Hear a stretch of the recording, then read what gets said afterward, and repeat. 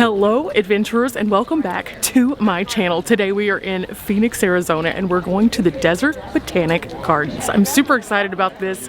It came highly recommended from some friends of mine. You might have seen them over on Instagram. They are the AZ Hikeaholics and they love this place. So without further ado, let's go explore. Okay, right here guys, there is a map that you can actually scan over with your phone, and whenever you do, it brings up the full map so you can kind of maneuver around with it. Guys, this is kind of helpful because they also have a physical map and then also show you what's currently in bloom. So this is found as soon as you come in.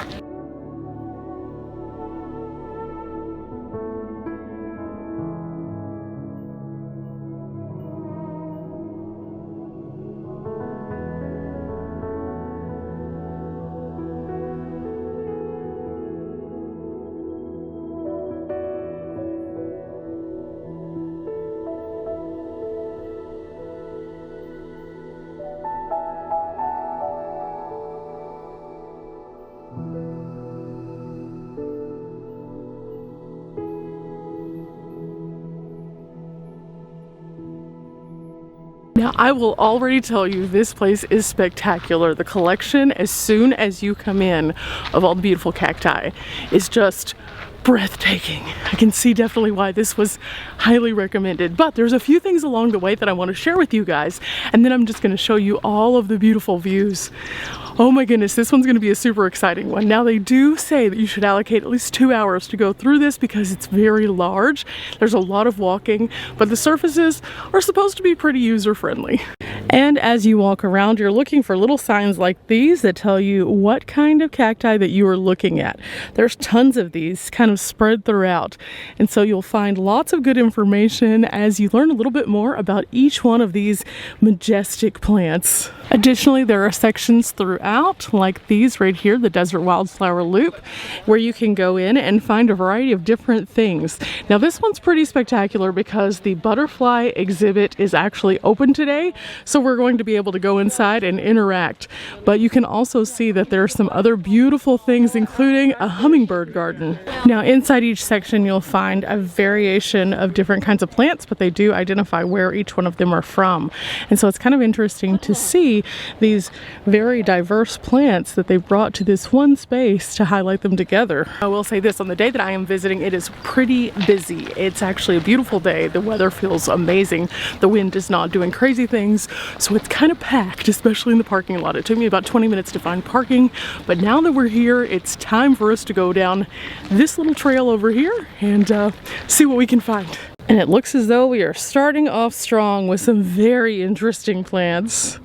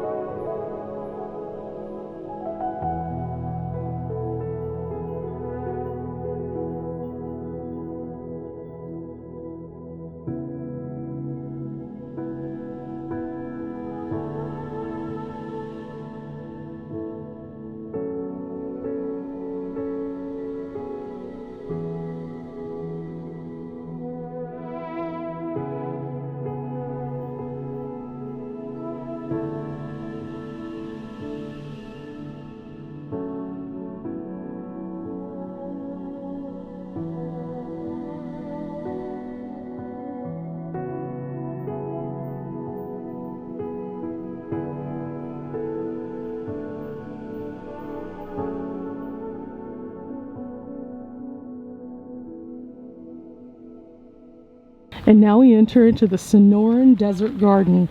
Here we'll find a variety of different plants that we could find in the Sonoran Desert. There are some very interesting looking ones in this section, guys. Like this one. This one is wild. It's also huge.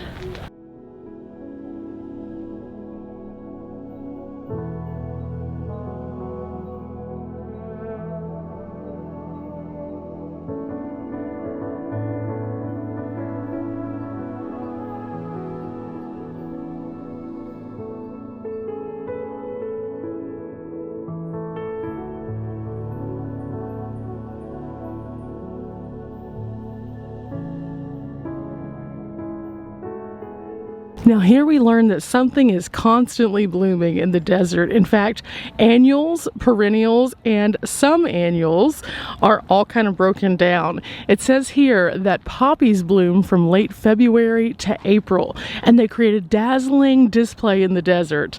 The fall and winter rains have to be adequate for this to function, however. Perennial plants like the hedgehog cactus and the brittle bush bloom from March until June.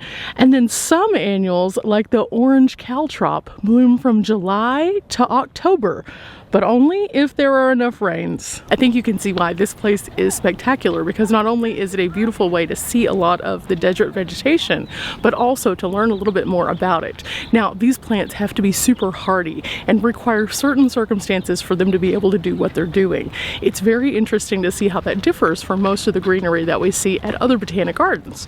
So as we're kind of going around, I'm going to show you guys a few more plants that are here in the Sonoran Desert, and then we're going to move forward. This place is expansive. You can easily get swept away and be in one place lingering just a little bit too long.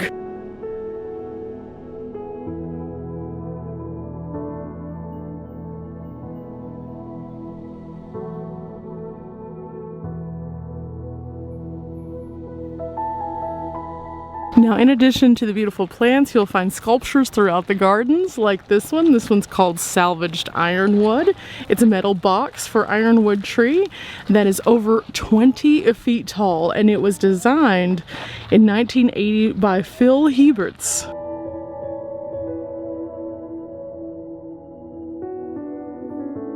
We now enter into the shade garden, and there is a fragrance that is coming from this section right here that is absolutely amazing.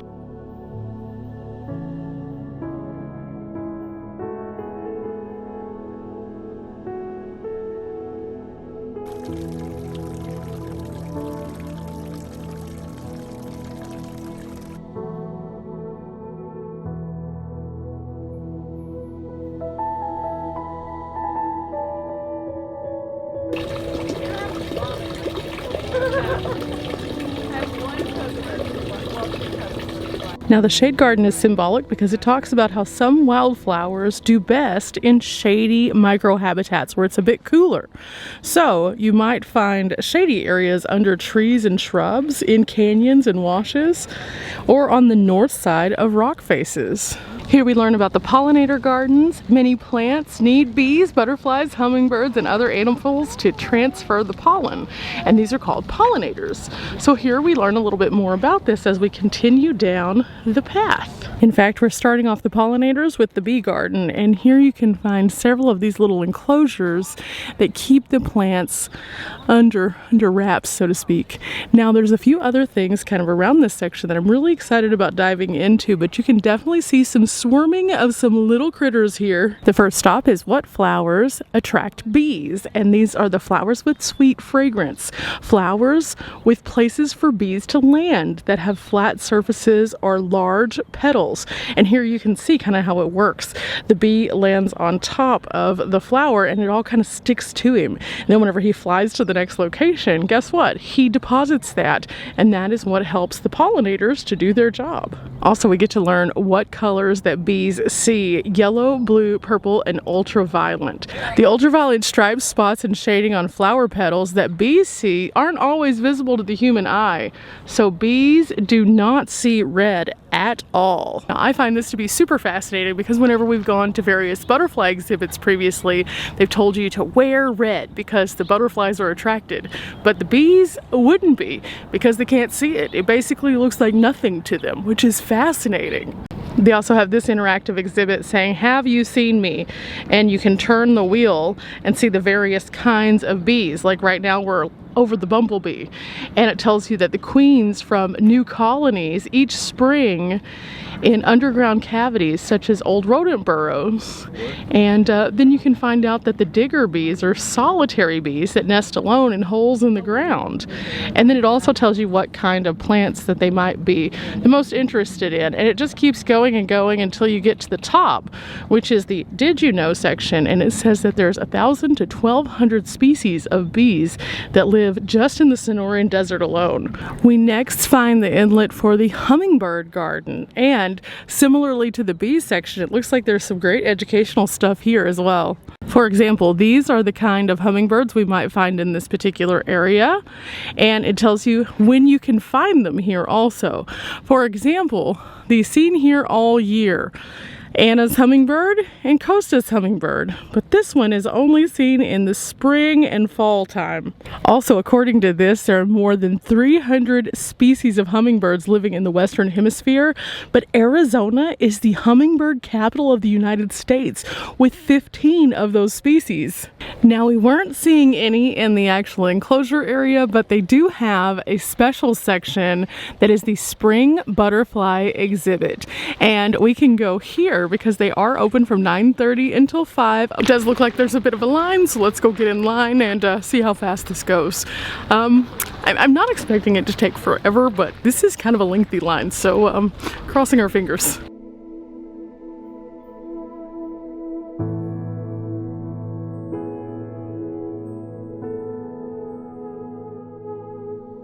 This is super cool, guys. Look, it's an insect hotel. This provides a safe habitat for the insects, and it shows you how you can make your own.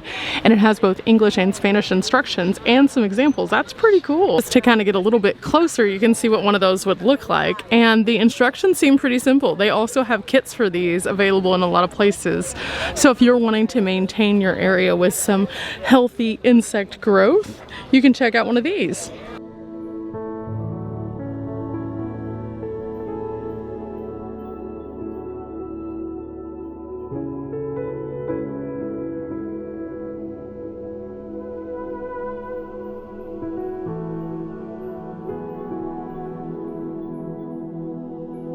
Okay guys, we made it into the enclosure and it's definitely worth it. There are 1,000 butterflies and these are the kinds that we can find here.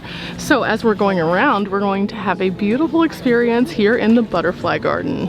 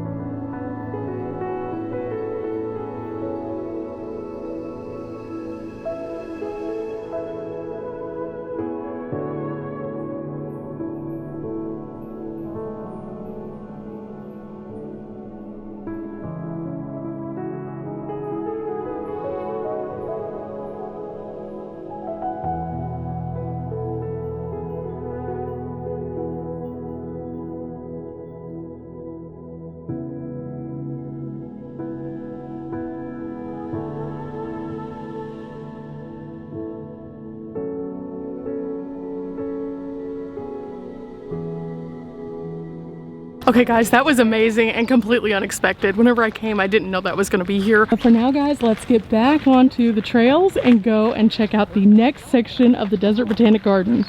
Okay guys, just beyond this is where we entered into the Botanic Garden, and we are taking this path right here in this direction to our next loop, and I'm super excited.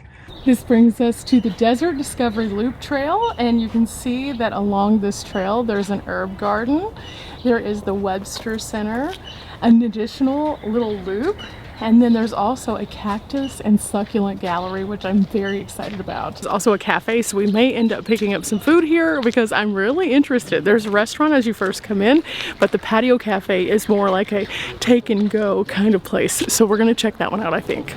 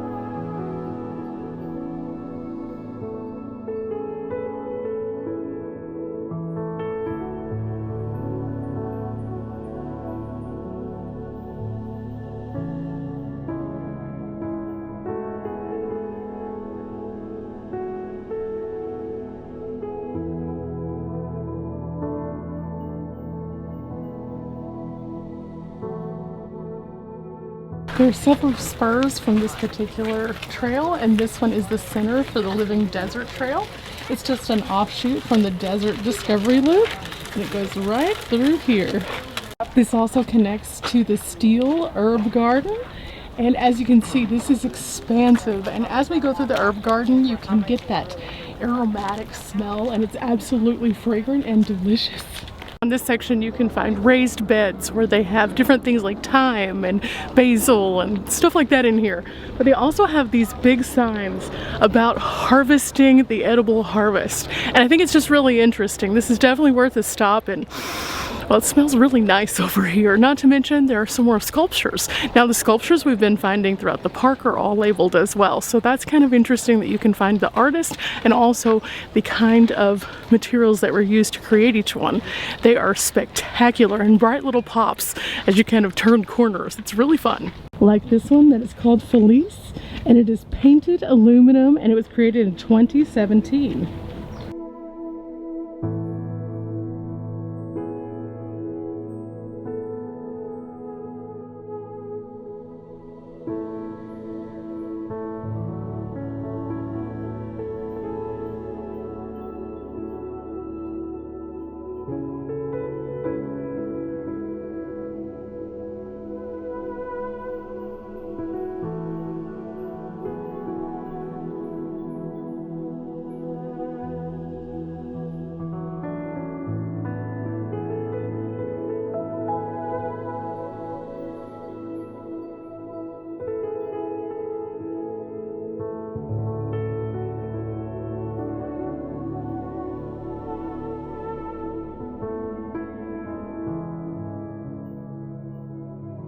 As we move into the Heritage Garden, we find signs like these that talk about the overall lifespan and also size of some of the plants that we will be seeing. These were planted in 2015, and they can grow up to 60 feet. You can see they're already doing pretty well in here. But this sign right here is potentially one of the most exciting signs. It says, "Look up." and find the Cardone that's towering over us. This was one of the garden's very first plants. It's more than 75 years old, and whenever it was brought here originally from Baja, it was less than 5 feet tall. We've seen some massive cacti. However, I want to show you just how massive this one is, because even from a distance you can kind of see people standing under it. I kind of want to show you what it looks like. It's massive.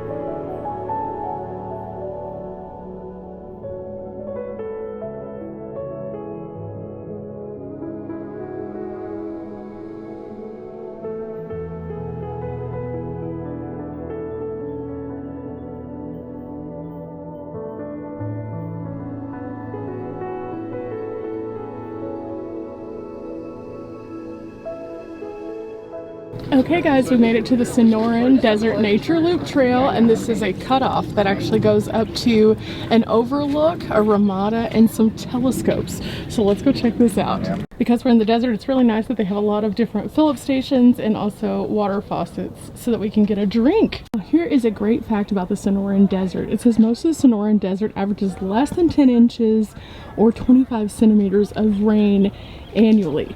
And here you can find where all the Sonoran Desert actually happens to be. It goes all the way down into Baja, and then of course it's here in this area. It covers a large portion of Mexico right here. Pretty interesting.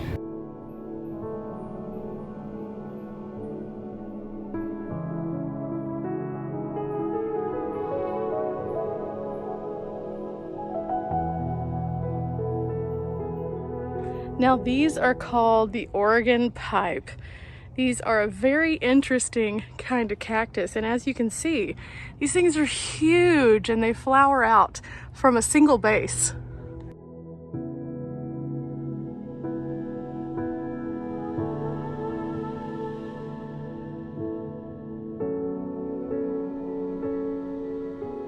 And here in the Desert Wash section, we find our first viewing opportunity. That's right, these are actually free, and all you have to do is look through, and we can look up at the mountains, kind of up this direction. Let's see what we can find. Oh wow, this is cool.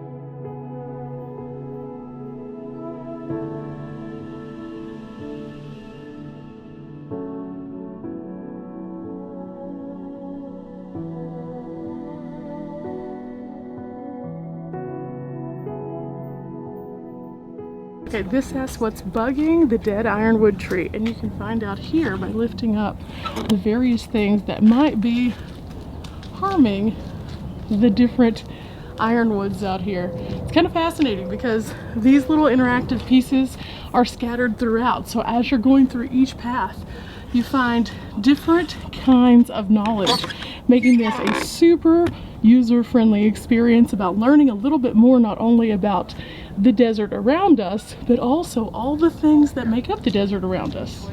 This one is crazy looking. Look at all of these tiny little, almost furry, soft looking spines. Now, we're not going to touch it to find out if they are soft, but wow, so close. This is right by the path, so you get a really good view. Okay, we made it to the overlook, and it asks us, can we find these mountains? So McDowell, Four Peaks, and the Superstitions.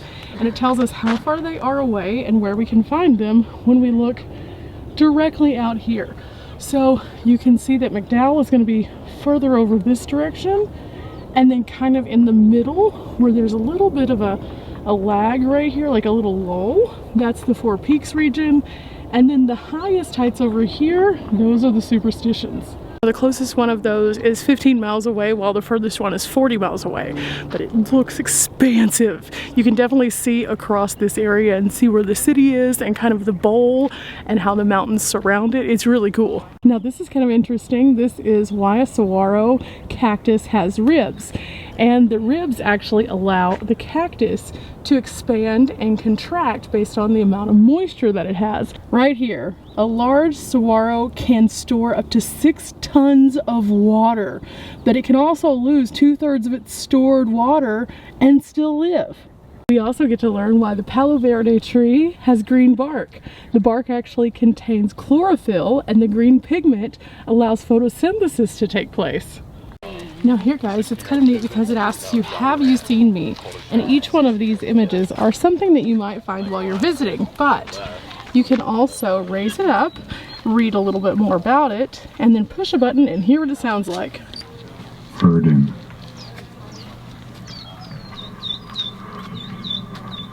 That's pretty neat because as you're going around the park you can hear different sounds, and then you can identify what that you were hearing based on the sounds whenever you touch the buttons. So that was really cool because there was this like phantom bird that I couldn't figure out what it was a while ago. I couldn't ever get a good look at it, but I was able to see it via this. Really neat. What I'm starting to realize more and more, these sculptures that they have kind of mimic the light painting that we do. It's really fascinating to see the shape that they create. I wonder what their inspiration was behind some of these. Just curious, because it doesn't give us that kind of information, just the name and also the medium. Very cool though. We now are learning more about the plants and the people of the Sonoran Desert through this small loop, which includes a desert oasis and an Apache household home.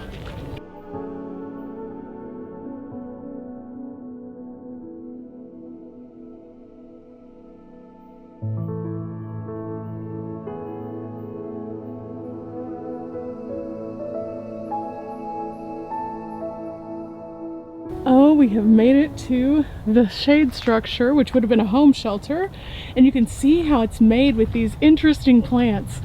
Now, in addition to learning more about the structures that they would live in, we're also learning a little bit more about how the native plants would have been used by some of the Western Apaches. And some of those would have been used to make unique and intricate baskets. These baskets were actually waterproof, and they used the sap of mesquite trees to do that. Now we next stop off at a kitchen, and this was a central place of activity during the day, but it had no roof because they needed the heat to be able to escape. So they have these wind blocks, but the heat would be able to rise out, and that would maintain a nice healthy fire. Right next to that, we have another home structure right here, which we're gonna go check out. Now the wonderful thing about the signs is it gives us not only a little information, but also some context as to what this would have looked like whenever it was being used. So it says here that typically the households had more than one structure, and each one had a special function. So for example, this would have been like the home structure, and then we also have what could have been a shelter or shade structure across the way over here.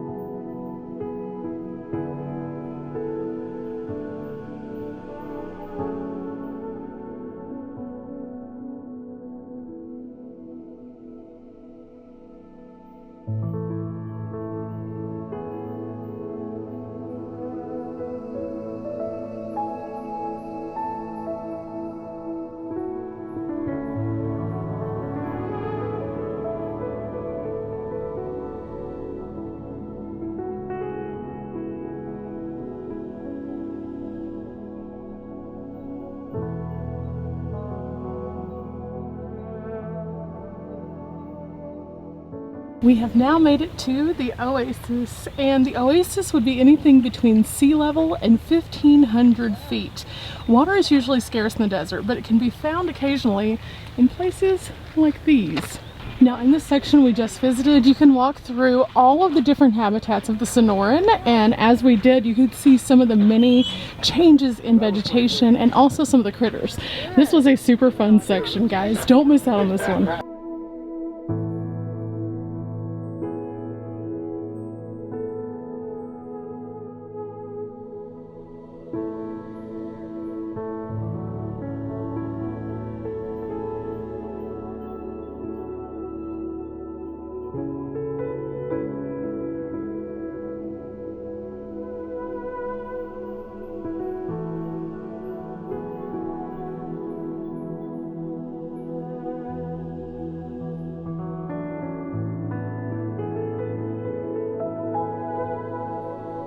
We are now entering into the Berlin Agave Yucca Forest, and on this we will follow a series of boardwalks.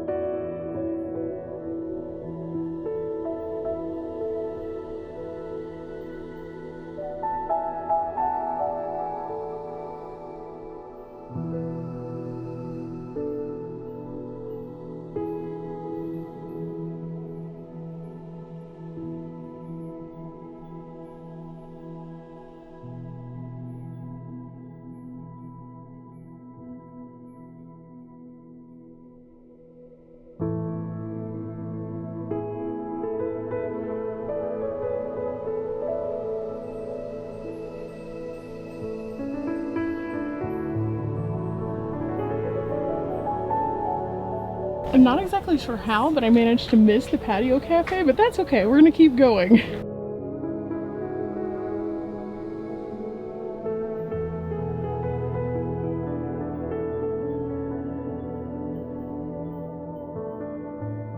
We are now entering the Cactus Gallery. Now, fun fact, we just learned that there are no existing fossils of cacti, like in existence. So scientists kind of draw a big question mark when it comes to what exactly the earliest of cacti might have looked like.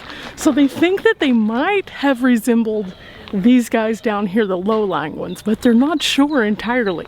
And it's primarily because they're made out of, you know, water. So they would shrink down to basically nothingness and, well, evaporate, which is wild. However, despite no fossils being found, you can find the evolution of plants right here, and it's kind of interesting. So you have some things that appear 510 million years ago, and that's the first appearance of land plants. But then you get to 30 to 35 million years ago, and that's whenever they feel as though we got to the cactus that we know today. And of course, we've been seeing a variety of different cacti as we've been moving from garden to garden, but here you can see the largest concentration of a variety. Some really neat looking ones in here. There's some that I've never seen before, even though I've visited other cacti gardens. So this is really, really nice, and I really enjoy also the architecture of this area. It's just really cool.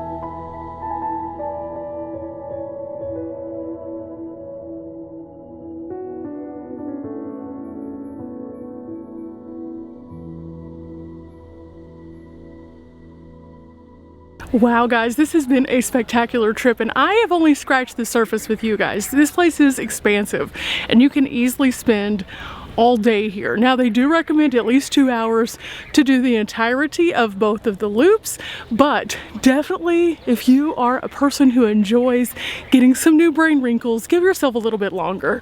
Also, a couple of other things. When you go into the butterfly garden, they ask you to make sure that you look down so you don't step on any butterflies, and whenever you're going through the other areas where they do have the little running critters, kind of be mindful of those as well. They don't seem to be afraid of people, so they come kind of right up to you. You're not supposed to pet them, you're not supposed to feed them, but I did see one have an untimely demise as a result of a woman in a motor chair who did not see it until it was too late, and it was really sad.